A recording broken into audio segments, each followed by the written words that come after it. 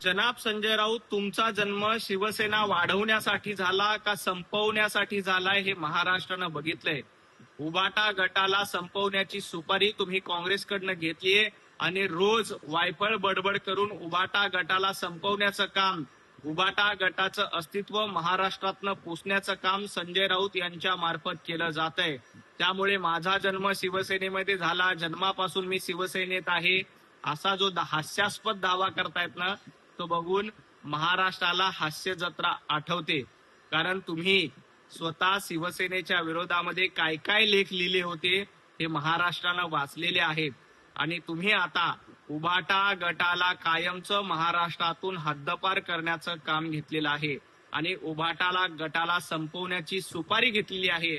आणि त्यामुळं तुमचा जन्म शिवसेना वाढवण्यासाठी नाही तर उबाटा गट संपवण्यासाठी झालाय हे महाराष्ट्रानं पूर्त ओळखलंय. येणाऱ्या काळामध्ये तुम्ही उबाटा गट संपूर्णपणे संपवल्याशिवाय राहणार नाहीत. भारतीय जनता पार्टीमुळे हिंदुत्वाचं अधपतन झालंय असा दावा जनाब संजय राऊत करतात. अहो संजय राऊत, हिंदुत्वाची फारकत घेऊन जे औरंगजेब फॅन क्लब चालवतायत त्यांनी भारतीय जनता पार्टीवर टीका करू नये.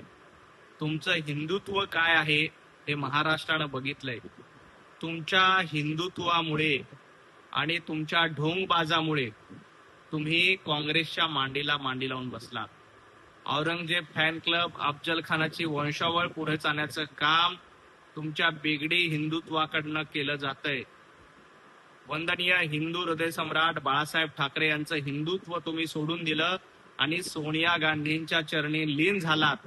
त्यामुळं महाराष्ट्रानं तुम्हाला धडा शिकवलाय. तुम्ही हिंदुत्वाच्या गप्पा मारू नका. तो अधिकार जनाब संजय राऊत यांना उरलेला नाही. उबाटा गटामध्ये संजय राऊत विरुद्ध उद्धव ठाकरे हा सामना जोरात रंगतोय. कारण राज्यसभेच्या निवडणुकीमध्ये ज्या पद्धतीनं शरद पवार साहेबांचं नाव पुढे केलं आणि उद्धवजी ठाकरे यांच्या माध्यमातून येणाऱ्या प्रियंका चतुर्वेदी यांचा पत्ता कट करण्याचं काम संजय राऊत यांनी केलं. त्यामुळे संजय राऊत यांच्या दिल्लीतील पुस्तक प्रकाशनाला देखील उद्धवजी ठाकरे गेले नाहीत. आणि आता उबाटा गटामध्ये थेट दुफळी माजलेली आहे. 2 गट पडलेले आहेत. एका बाजूला जनाब संजय राऊत यांचा गट आहे आणि दुसऱ्या बाजूला आदित्य ठाकरे, उद्धवजी ठाकरे, प्रियंका चतुर्वेदी यांचा गट आहे.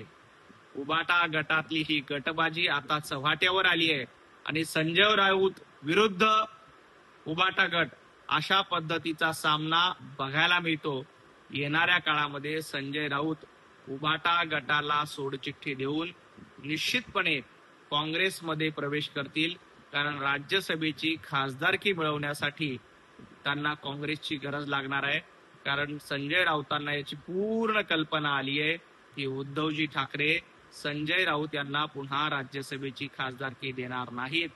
त्यामुळे संजय राऊत आता काँग्रेसच्या वळसणीला जाऊन बसतील.